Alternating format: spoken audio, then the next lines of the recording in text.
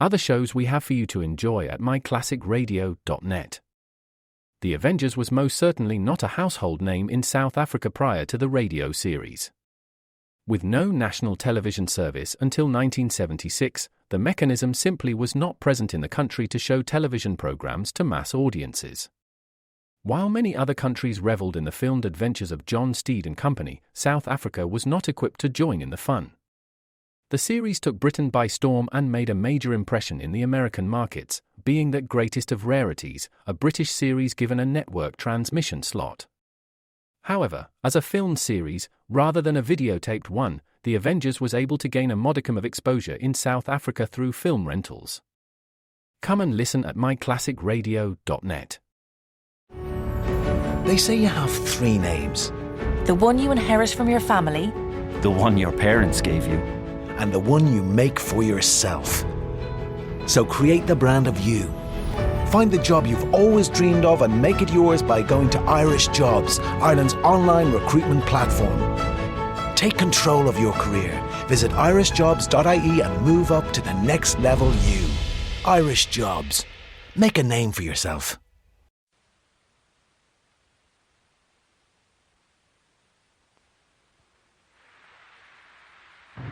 Good evening, friends of the Inner Sanctum. This is Raymond, your host. We have an expert on murder here tonight. He has a rather strange idea. Something about everybody being a potential murderer. Perhaps he's right. Perhaps one of us here, right in this room, is capable of committing a murder. Take a good look at your neighbor. Maybe he's the one. Or, maybe it's you.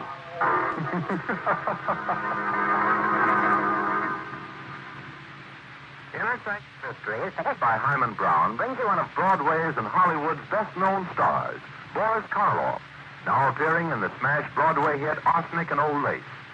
Tonight, Mr. Karloff appears as Herbert Lodge in Study for Murder, an original radio drama by Sigmund Miller.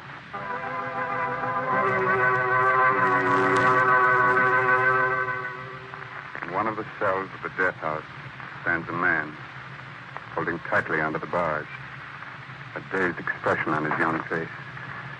His alive and precious minutes move swiftly away. The curtain of death draws closer. It is only a few hours before his execution. Suddenly in the stillness there are footsteps. For a moment the dazed expression on Edward's face changes to fright. Hello, Sam. Hello. My name's Herbert Lodge. Are you from the governor? No, Sam. I'm just a psychologist. Oh. My work is to try to keep other people from doing the thing that you did. You can help me by answering a few questions. That's not going to do me any good. No, but you could at least help other people from making the same mistake.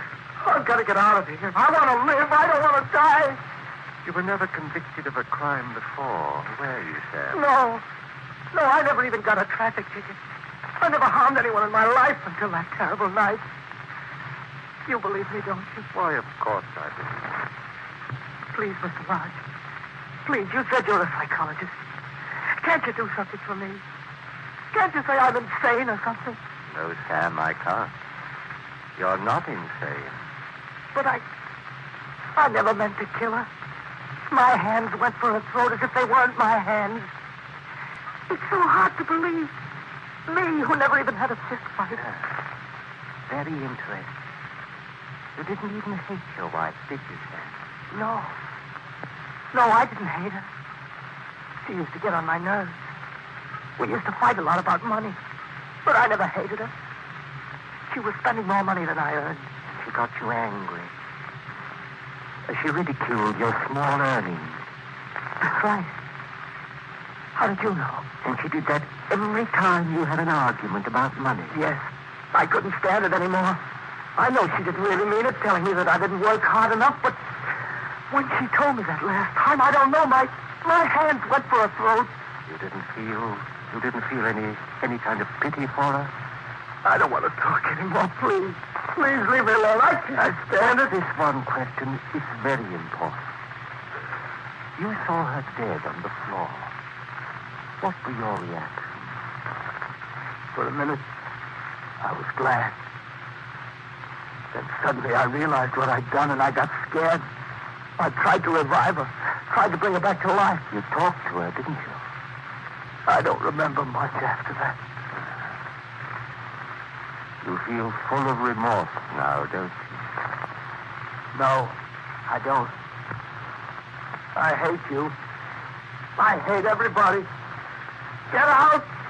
Get out before I kill you too! I'm a murderer, do you hear? I can kill everybody! All right, Sam. Thanks very much. We're going to have trouble taking him to the chair. Doesn't make any difference, Warden. It'll all be over in 2 hours. Makes a great difference. We don't want Edward's last few minutes to be agonizing terror. He was quite calm until you spoke to him. Well, no one is ever reconciled to death.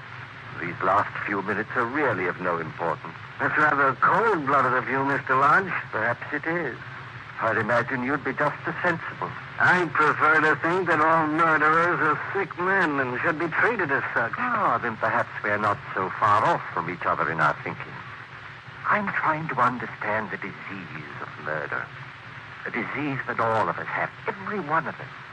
You probably know that more than 2/3 of all murders are committed by what we call the average citizen. The most harmless, law-abiding man is capable of murder under certain circumstances. I'd like to observe the execution. Well, I'm afraid I can't let you do that. Why not? I don't understand your taking a dislike to me. Certainly I can do no harm. Well, you can do no good, but satisfy a morbid curiosity. I really believe you'd enjoy watching a man being put to death. I don't like you, Mr. Lodge. You ought to take a good look at poor Edwards and say to yourself, there, but for God go I. Good night, sir.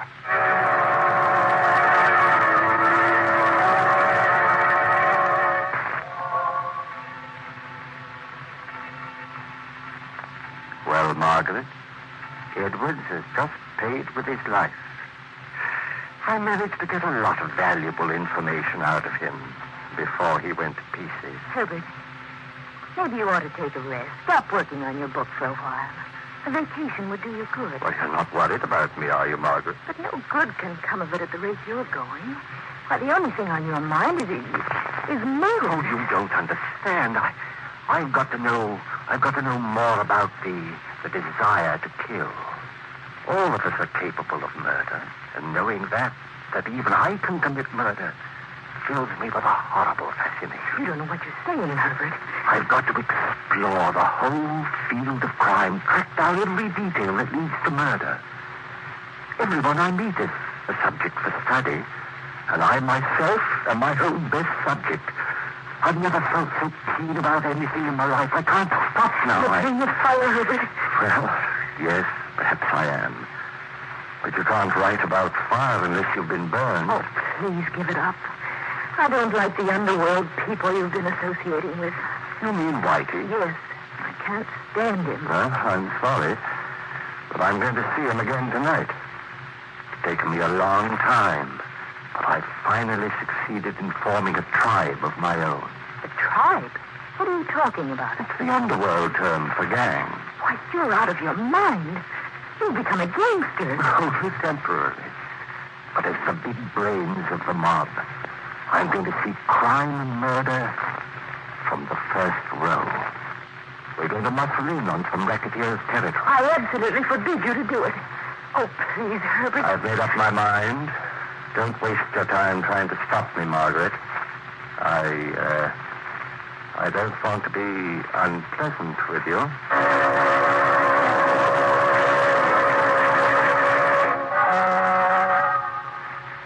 So, Whitey, we're going to cut in on Cannonball Jerry's racket.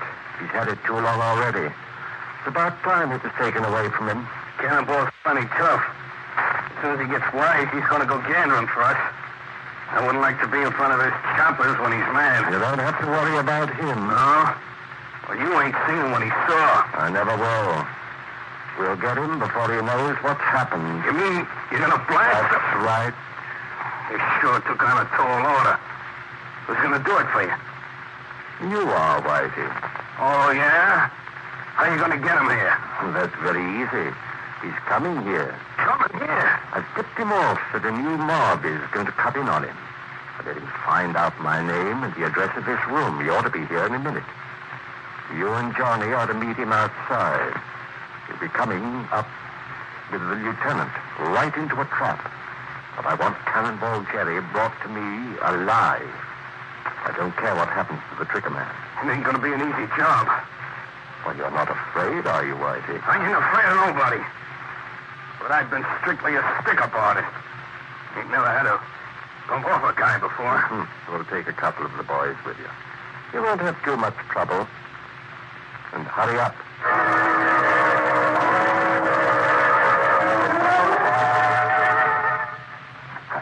All right, Cannibal, inside. What goes on here? What's your game? The boss wants to see you get in. Oh, you must be the terrible Cannonball Jerry. Nice of you to come visiting me. Who are you? I ain't never seen you before. I'm the man you were going to take care of. Except that the tables are turned. Where's the tricker man, Whitey? I had to slug him. Johnny's outside doing spot duty. In case any Jerry's pals show up. Excellent.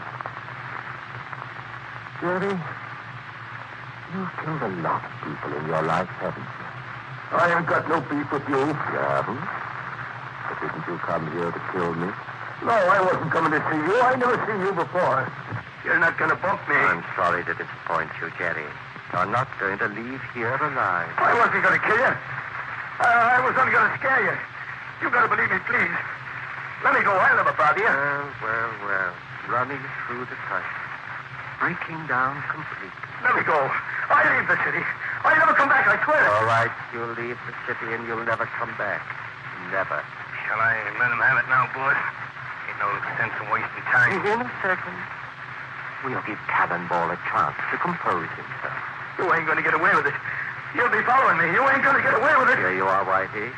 Use this silencer.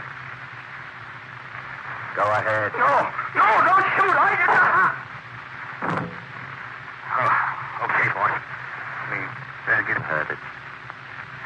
Is this the first man you've killed? Yeah, it's my first. How do you feel? Leave me alone. You've just ended a man's life, Whitey. Cut it out. Doesn't it make you feel powerful to be able to lop off 30 years of someone's life in a second? Leave me alone, I tell you. All right. A bit upset. But tomorrow we move in on Jerry's business. Come on. We'll go home. I hope you sleep well. As well as I will.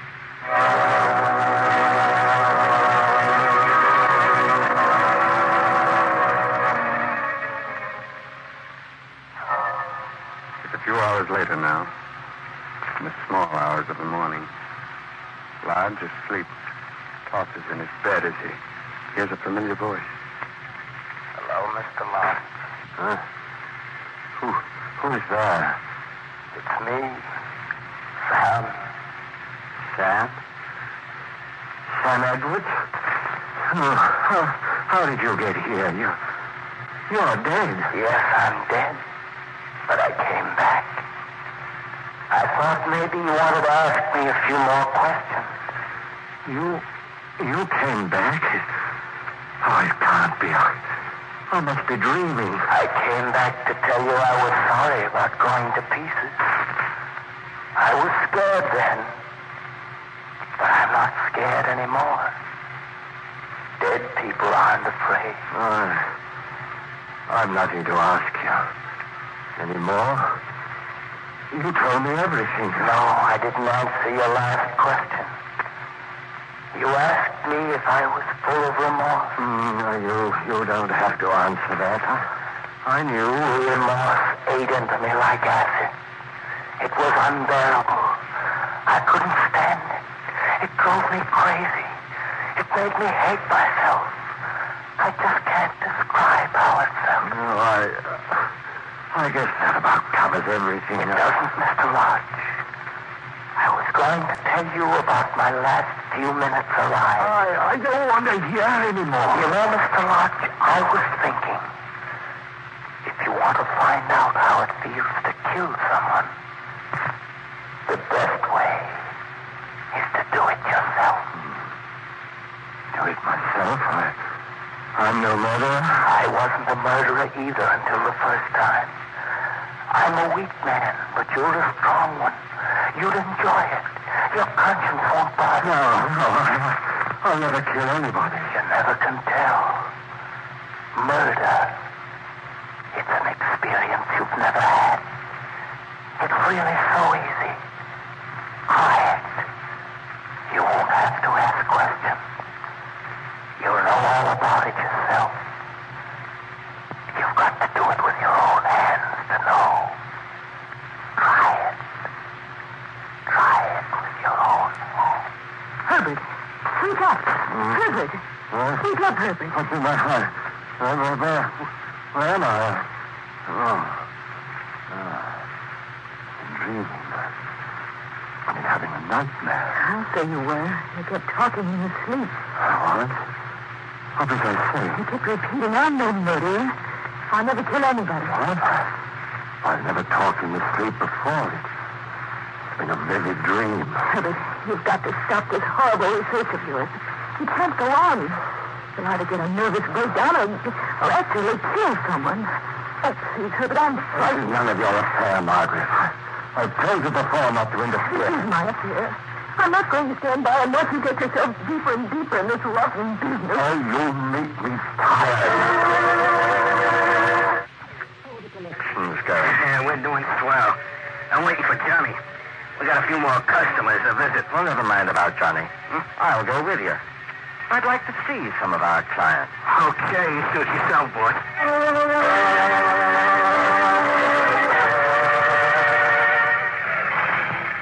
This is Petro's place. Kind of expecting trouble from him. Huh? What's the matter with him? Oh, he's been beefing about losing business. Says he can't keep up with the payments for protection. And he won't beef after today. Come on. We'll go in. Yes. Hello, Petro. How's business? It's you guys again, eh? Well, what's the matter, Petro? Aren't you glad to see us? No, I'm not glad to see you, you crook. Be careful, Petro, careful. You'll find yourself staring up at the ceiling. Now hand over that money. I didn't do no business today. Hey, you guys are going to make me go out of business. I can't pay no more. Now, Mr. Petro. Surely your life is a little more valuable than the payment. Behave yourself. Hand over the money. Hey, all I got is $11. I'll teach you a lesson you won't forget.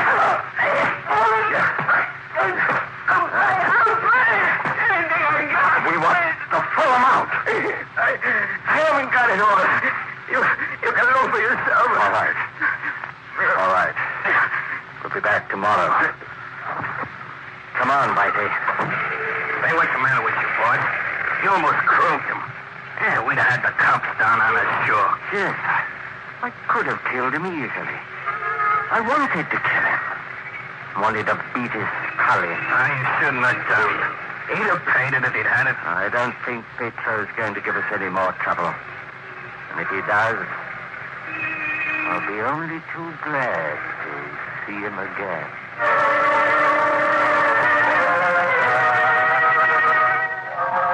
Herbert, what's happened to you? Nothing's happened to me. You look as though you've been in a fight. I told you it's nothing. Now stop bothering me. Herbert, you're in trouble, I know. Please tell me. Maybe I can help. There's nothing that you can do. I told you before. I don't want you to bother me. I don't know what's come over you. It's just impossible to talk to you lately. You act as if you hate Well, I me. don't like you standing around staring at Ever me. since you got involved with those gangsters, you've begun to act like one. I warn you, Margaret, don't make things any worse than they are. You've become a criminal. You think like one and act like one. Keep I quiet. won't keep quiet. You've made life unbearable for me. You treat me as if I were just in your way. I don't recognize you anymore. You've become a hoodlum, a vicious, ruthless hoodlum. Perhaps, have I? Well, then I'm going to act. Oh! Now, get out. Get out before I lose my temper completely. Get out. You know better than the worst of your gang. You don't know what you're doing anymore. You Oh, you. Get away from Once me. and for all, I'll... Get away from me.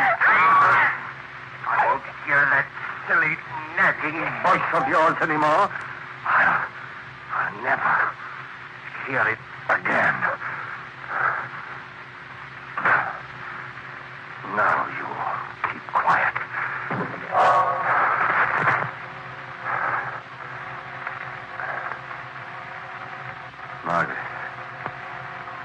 Margaret. She's just unconscious, that's all. Unconscious. Get up, Margaret. I didn't mean it. You know I didn't mean it. I just lost the temper for a minute. Say you forgive me. Please. Talk to me. I told you I was sorry. I tried to revive her, too. Bring her back to life. Sam. Once I started, I couldn't stop myself. I had to do it. Yeah, I couldn't help myself. My hands went for her throat, as if they weren't my hands. Yes, that's it. I didn't hate her. She got on my nerves. Yes, I didn't hate her, I didn't. But I killed her. I killed her. I killed her.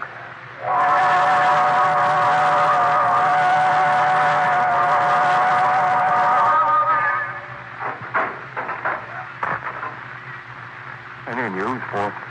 Is there anything I can do for you, Lodge? Have you heard anything from the carpenter? No, I haven't. I'm really going to die? In 2 hours? I'm going to be strapped into the chair? I'm sorry, Lodge. There's nothing I can do. Just like an ordinary, common murderer. You've never learned from poor Edwards. I never meant to do it. Very few murders are committed in cold blood. Oh, you never liked me, did you? You're glad I'm going to the chair. I'm never glad to see anyone go past that door. You are. You don't want me to be saved. You want me to die. I didn't expect a man like you to go to pieces. I don't want to die. I've got to get out of here. I've got... Too late, Lodge. You learned a little too much about murder. Mr. Lodge, you sure did learn too much about murder. You should have learned to count to 10 when angry. Well, anyway, I'm sure Lodge will never do it again. That next book he's going to write will be called What Happens After Your First Murder or My First 1,000 Years in the Grave. As soon as it's published, Mr. Lodge will go on lecture tour. I hope you'll get a chance to hear him. He's really fascinating. In a repulsive sort of way. Perhaps we'll get him to speak on the Sanctum. I'm sure we'll still be on the air at that time. For the present, the time has come to close the squeaking door until next week.